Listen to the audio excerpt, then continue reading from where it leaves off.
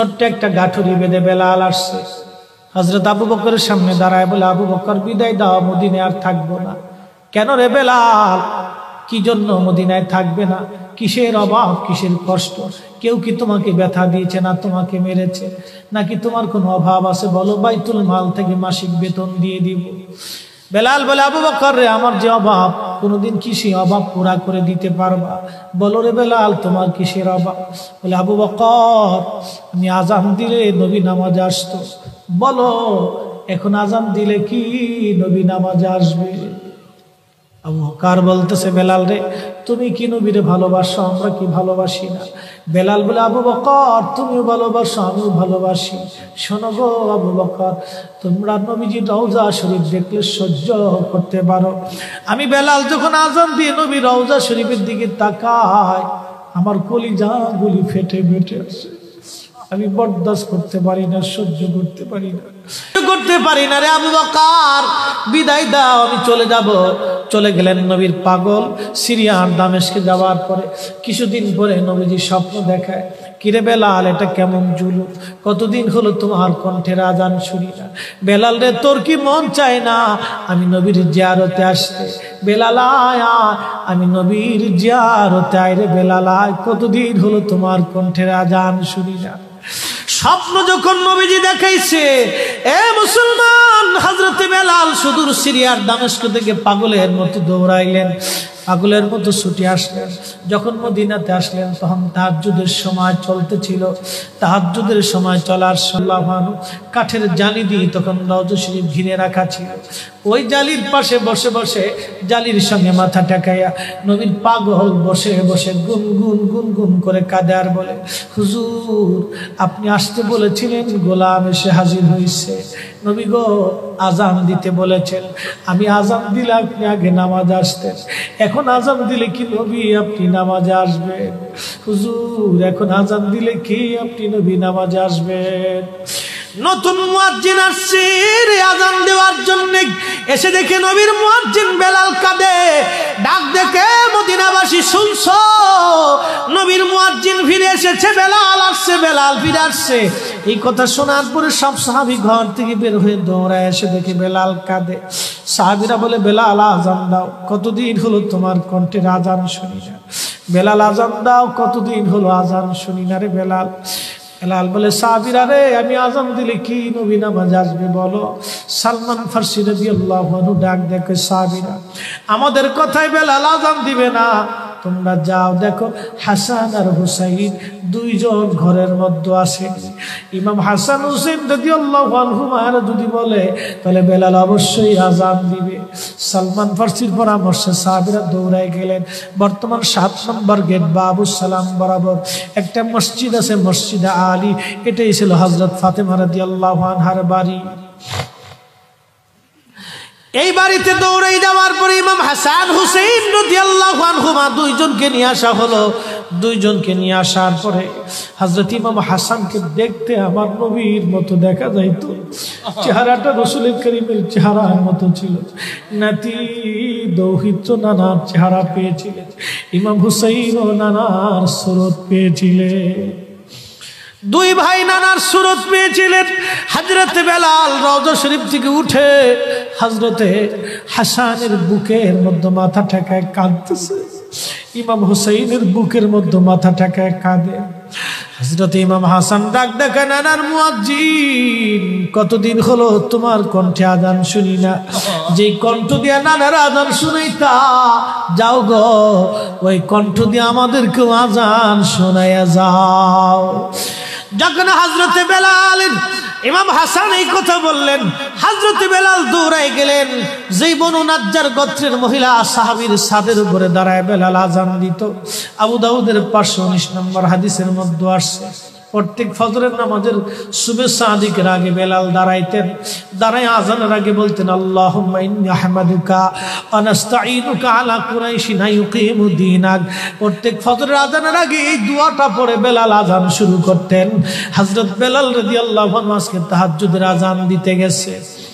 আজান দিতে যাওয়ার পরে হযরত বেলাল যখন আজান দিলেন, আল্লাহু আকবার, আল্লাহু আকবার, আজানের মধুর ধ্বনি সারা মদিনার রন্দে রন্দে ছড়িয়ে গেল।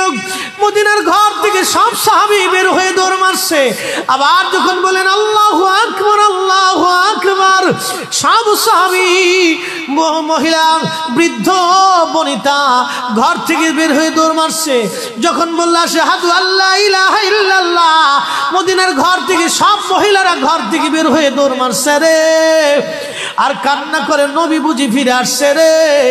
আবার যখন বলেন আশহাদু আল্লা ইলাহা ইল্লাল্লাহ, তখন মদিনার মানুষ কান্না করতেছিল, গুন গুন গুন গুন করে কান্না করে।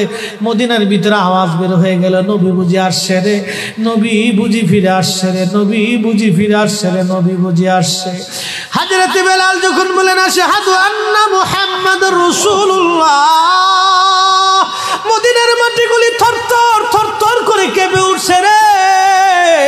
মদিনার মানুষের কান্না বেড়ে গেল। হযরত বেলাল অজ্ঞান হয়ে জমিনের মধ্যে পড়ে গেলেন, তিনি বেহুশ, নবীর আশিক বেহুশ হয়ে গেলেন।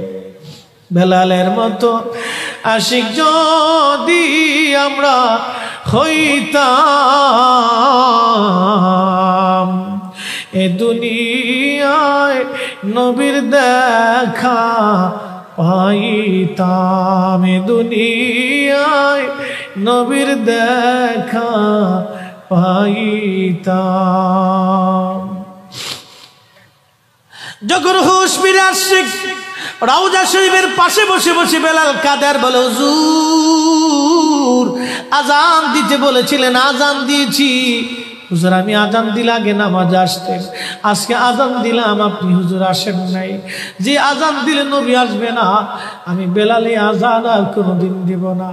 হযরতে বেলাল কিছুদিন পরে কলিজা ফেটে, নবীর বিরহ বেদনা সহ্য করতে না পেরে তিনি চলে গিয়েছিলেন পরপারে। কলিজা ফেটে, কলিজা ফেটে, কলিজা ফেটে। এইভাবে সাহাবীরা নবীকে ভালোবেসে গেছে। কত সাহাবী কতভাবে নবীকে ভালোবাসছে রে। হযরত আবু বকরের কথা বলছিলাম, আম্মা জান আয়েশা ডেকে বলে, হুজুর আপনি, আম্মা জান আয়েশার মনটা বেজার হয়ে গেল। আল্লাহর নবী ডাক দিয়ে বলতেছিলেন, আয়েশা রে মনটা তোমার বেজার কেন হয়ে গেল? আম্মা জান বললেন, হুজুর দিনের জন্য আমার আব্বা জান সব সম্পদগুলি বিলীন করে দিয়েছে, ভালোবেসে আপনার সঙ্গে আমার বিবাহ শাদী দিয়েছে। ইয়া রাসূলুল্লাহ, ভাবছিলাম আপনি আমার আব্বা জানের কথা বলবেন, যে আকাশের তুল্য নেক আমার আব্বা জানের আমল নামায় আছে। আল্লাহর নবী ডাক দেখো, আয়েশা রে তোমার আব্বা জানের এক রজনীর আমল যদি এক পাল্লায় দাও, আমার উম্মতের সব উম্মতের আমল যদি আর এক পাল্লায় দাও, আমার আবু বকরের এক রাত্রের আমলের ওজনের সমান হবে না। আম্মা জান বলে, হুজুর কোন রাত, কোন রাত, কোন রাত? নবীজি বললেন, আয়েশা রে সেটা হিজরতের রাত। বহুদিন আগে বলেছিলাম আবু বকর হিজরত করা লাগতে পারে, এই কথার জন্য হিজরতের রজনীতে আমি হযরত আলীকে ঘরের মধ্যে রেখে আমি যখন চলে আসলাম, হযরত আবু বকরের ঘরের দরজায় ছোট্ট করে টুকা দিয়ে বললেন, আবু বকর দরজা খোলো। সাথে সাথে দরজা খুলে গেল। জিজ্ঞেস করলাম, আবু বকর তুমি কি ঘুমাও নাই? আবু বকর ডেকে বলে, ইয়া নবী আল্লাহ, বহুদিন আগে বলেছিলেন হিজরত করা লাগবে। হুজুর ওই দিন রজনী থেকে অদ্যবধি রজনীতে আমি কোনো রাত্রের জন্য বিছনায় পিঠ লাগাই নাই। আপনি নবীর অপেক্ষায় দরজার সাথে ঠেস মেরে দাঁড়ায় আমি জেগে থাকি, কখন আপনি আসবেন, কখন আপনি আসবেন, কখন আপনি আসবেন। আপনি যখন রাত্রিবেলা আসবেন আমি ঘুমাবো, আপনি ডাকবেন, কাফেররা টের পাবে, আপনাকে কষ্ট দিবে। হুজুর একটা রজনীর জন্য আমি বিছনায় পিঠ লাগাই নাই, আপনি নবীর অপেক্ষায় দাঁড়ায় রয়েছি, দাঁড়ায় আসি, দাঁড়ায় আসি, আমি ঘুমাই না। আয়েশা রে এই রজনী আল্লাহর কাছে এত ভালো লাগছে, এত ভালো। আর সাহাবী আবু বকর নবীকে ভালোবেসে নবীর অপেক্ষায় দাঁড়ানোর জন্য, নবীর জন্য দাঁড়িয়ে থাকার জন্য, নবীর জন্য দাঁড়িয়ে থাকার জন্য আল্লাহ এত বড় প্রতিদান দিয়ে দিলেন, এত বড় বেনিফিট দিয়ে দিলেন, এত বড় বেনিফিট, এত বড় বেনিফিট, এত বড় মর্তবা, এত বড় মর্যাদা নবীর জন্য, নবীর জন্য, নবীর জন্য, নবীর জন্য, নবীর জন্য। সাহাবীরা সাহাবীরা নবীর জন্য দেওয়ানা, নবীর জন্য জীবন দিতেন, নবীর জন্য সংসার করতেন, নবীর জন্য ব্যবসা করতেন, নবীর জন্য ঈমান আনতেন, নবীর জন্য জীবন দিতেন, নবীর জন্য যুদ্ধে যাইতেন, নবীর জন্য আমল করতেন, নবীর জন্য কোরআন বুঝতেন, নবীর জন্য ঈমান আনতেন। আল্লাহ চিনেছে নবী দেখে, আল্লাহ বুঝেছে নবী দেখে, আল্লাহ চিনেছে নবী দেখে, ঈমান এনেছে নবী দেখে, কোরআন বুঝেছে নবী দেখে, কোরআন মেনেছে নবী দেখে। আমরাও সুন্নিরা কোরআন বুঝি নবী দেখে, দিন মানি নবী দেখে, আমরাও ঈমান আনি নবী দেখে, আমরাও ভালোবাসি নবীকে। আল্লাহ পেতে চাই নবী দেখে, আল্লাহ পেতে চাই নবীর মাধ্যমে, আল্লাহ পেতে চাই নবীকে ভালোবেসে। কথা বলেন ঠিক না বেঠে?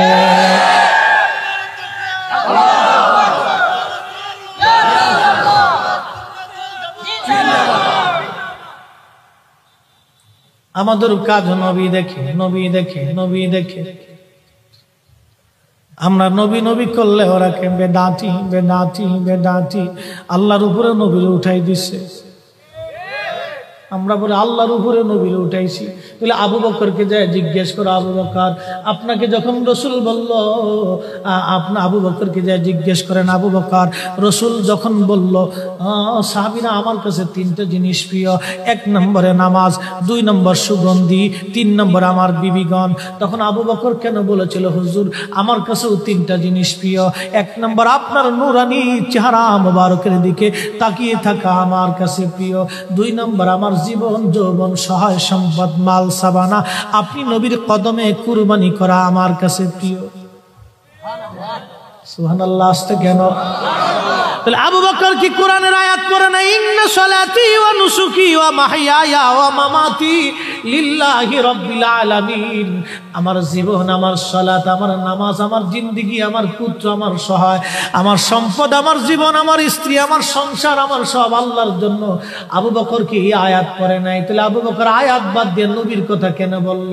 তাহলে আবু বকর আল্লাহর উপরে নবীর উড়াইছে। বলে দিয়ে যাও, বলে দিয়ে যাও, বলে দিয়ে যাও, কিয়ামত পর্যন্ত সময়, কিয়ামত পর্যন্ত সময়।